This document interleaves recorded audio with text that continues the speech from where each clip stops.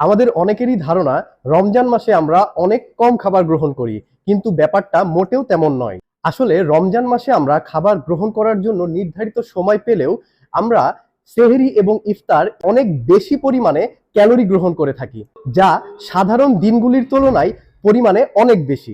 যেমন 100 গ্রাম জিলাপিতে থাকে 300 ক্যালোরি, যা এক প্লেট ভাতের সমান। এক গ্লাস সফট ড্রিঙ্কসে থাকে 150 ক্যালোরি। এক পিস আলুর চপ 100 থেকে 120 ক্যালোরি। এক পিস বেগুনিতে থাকে 45 থেকে 50 ক্যালোরি। এক পিস পেঁয়াজুতে থাকে 80 থেকে 100 ক্যালোরি। শুধুমাত্র ইফতারে আমরা যে পরিমাণ ভাজা পোড়া, জিলাপি, মিষ্টি জাতীয় খাবার গ্রহণ করে থাকি, এতে যে পরিমাণ ক্যালোরি থাকে তা আমাদের টিডি বা টোটাল ডেইলি এনার্জি এক্সপেন্ডিচারের কাছাকাছি হয়ে যায়। সেহরি এবং রাতের খাবার মিলিয়ে সারাদিনে প্রয়োজনীয় ক্যালোরির দ্বিগুণেরও বেশি হয়ে যায়, যা পরবর্তীতে ফ্যাট আকারে আমাদের শরীরে সঞ্চিত হয়ে আমাদের ওজন বৃদ্ধি করে এবং স্থূলতা বাড়িয়ে দেয়। তাই রমজান মাসে অতিরিক্ত ক্যালোরি গ্রহণ করা থেকে বিরত থাকুন